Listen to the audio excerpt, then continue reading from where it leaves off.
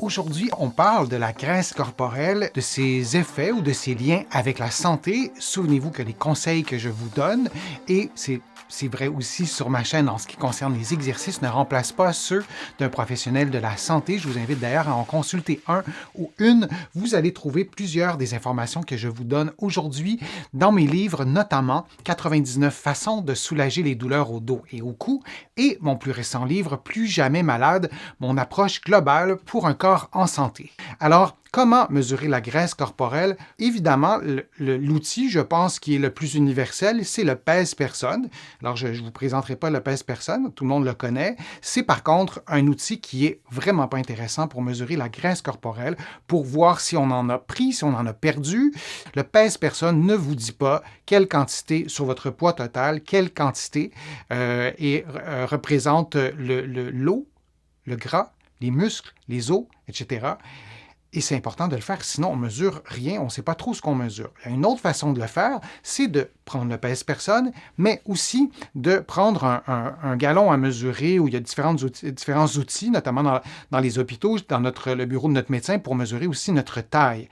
Et là, on va mesurer l'IMC, l'indice de masse corporelle, et on utilise l'IMC depuis un bon bout de temps. Je vais vous montrer un tableau qui est dans mon livre « Plus jamais malade », et évidemment, d'un pays à l'autre, ça peut changer, mais grosso modo, ça ressemble à ça. Alors, c'est la classification du risque pour la santé en fonction de l'indice de masse corporelle, et on utilise ça depuis longtemps, et on ne devrait plus utiliser ça de façon individuelle. Si on fait une étude populationnelle, peut-être que ça a une certaine valeur sur 10, 20, 30 000, 100 000 personnes. Mais si on a une personne si moi j'ai une personne dans mon bureau et je calcule l'indice de masse corporelle, ça ne me donne pas le pourcentage de matière grasse, ça ne me donne pas sa composition corporelle. Et on sait maintenant qu'il y a des grandes variabilités selon les hommes, les femmes, selon l'âge, les plus jeunes adultes, les plus vieux adultes, tout ça peut fluctuer. Donc, l'interprétation de l'IMC sera différente.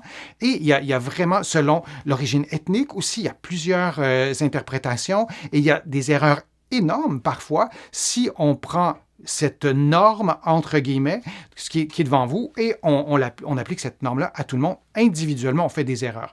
Collectivement, si on fait des grandes études épidémiologiques, oui, ça peut avoir une valeur, mais évidemment, ce n'est pas le sujet de ma présentation, de notre discussion d'aujourd'hui. Pour calculer votre IMC, vous prenez votre poids en kilogrammes que vous allez diviser par le carré de votre taille. Je ne dis pas que c'est inutile de calculer l'IMC. Ce que je dis, et ce que la plupart des chercheurs maintenant affirment, c'est que d'utiliser l'IMC seul pour essayer de voir la quantité de gras qu'on a, par exemple, c'est inefficace. Pour vérifier aussi le lien avec les risques de maladie, si on prend l'IMC seul, c'est pas toujours précis non plus, ça peut nous induire en erreur. Et c'est en ajoutant le tour de taille, la mesure du tour de taille à l'IMC, qu'on va pouvoir avoir une meilleure idée de l'état de santé de la personne ou de l'amélioration de l'état de santé de la personne. Et à ce moment-là, lorsqu'on prend au moins ces deux données-là de façon individuelle pour une personne, dans mon bureau, je vais mesurer les deux, je vais calculer les deux, et là, ça donne quand même une meilleure idée. Alors, comment mesurer le tour de taille? Je vais vous donner des indications simples. On pourrait ajouter beaucoup plus de détails.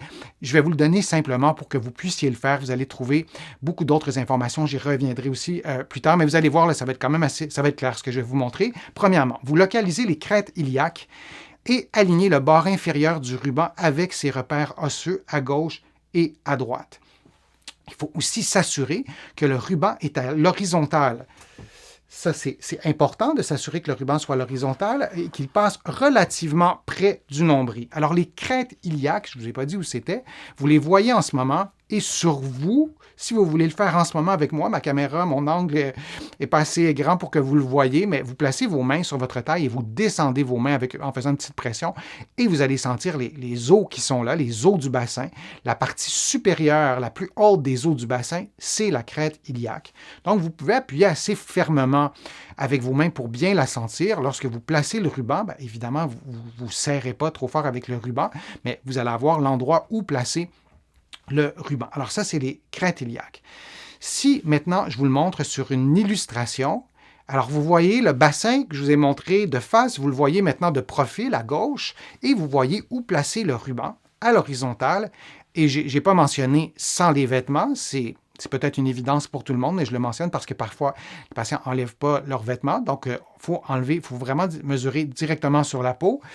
Vous voyez le ciliaque, la partie supérieure de l'iliaque, le ruban à mesurer, et vous alignez tout ça avec le centre de l'aisselle. Ça vous donne un point de repère assez précis. Et là, vous passez le ruban et vous prenez la mesure. Jusque-là, c'est assez simple. Vous pourriez expirer et prendre la mesure à la fin de l'expiration. Vous ne faites surtout pas l'inverse d'inspirer. Et évidemment, ça va augmenter le volume de l'abdomen et ça va fausser la donnée. En même temps, vous n'expirez pas à vider votre air au complet. Là, vous faites une fin d'expiration normale.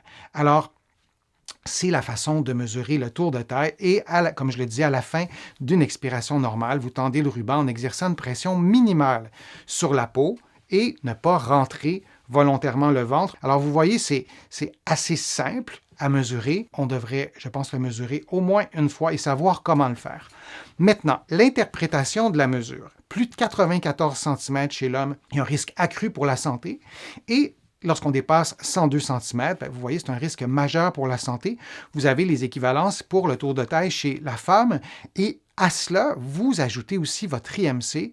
Et là, il y a d'autres tables on pourrait vraiment le détailler beaucoup plus que ça, mais il y a d'autres tables aussi qui tiennent compte d'un IMC élevé et d'un tour de taille élevé, par exemple au-dessus de 88 cm pour les femmes. Et là, on a un risque vraiment accru pour la santé. Et ça, d'un point de vue individuel, ça a une valeur. On peut dire que quelqu'un ou une femme qui a un tour de taille qui excède 88 cm et qui est en situation, en calculant son IMC, qui est en situation d'obésité classe 3, il y a un risque pour sa santé, il y a un risque pour ses articulations.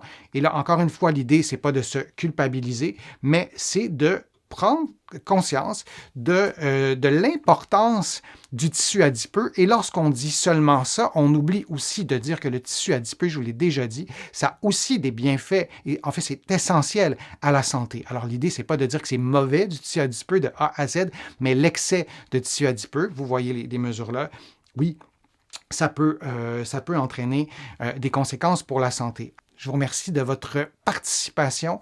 Je suis toujours ravi de vous présenter des contenus. J'espère qu'ils vous sont utiles, ces contenus. Je vous invite à contribuer à mes plateformes. Vous pouvez le faire directement sur YouTube. Vous pouvez aussi visiter mon site web, le www.denisfortier.ca. Il y a une page où vous pouvez cliquer « Contribuer ». Vous pouvez contribuer financièrement, mais il y a d'autres façons de contribuer. Donc, je vous invite à le faire. Vous allez pouvoir aussi, sur mon site web, vous abonner à une infolettre gratuitement, une infolettre hebdomadaire. Vous allez aussi pouvoir vous abonner à des courriels thématiques sur différents sujets. Et vous allez aussi voir certains de mes livres que vous allez pouvoir trouver en librairie ici au Québec et aussi de l'autre côté de l'Atlantique, des livres qui abordent plusieurs sujets, la santé en général, mais aussi des sujets plus précis comme la marche et les douleurs au dos et au cou. Certains d'entre vous, vous les avez déjà lus, ces livres-là, et je suis toujours ravi de lire vos appréciations, vos commentaires positifs. Évidemment, ça me fait plaisir, mais aussi vos remarques constructives. Et vraiment, ce sont des commentaires qui sont très précieux pour moi. Alors, je vous souhaite de prendre soin de votre santé. Je vous dis à une prochaine fois, à un prochain direct et à bientôt.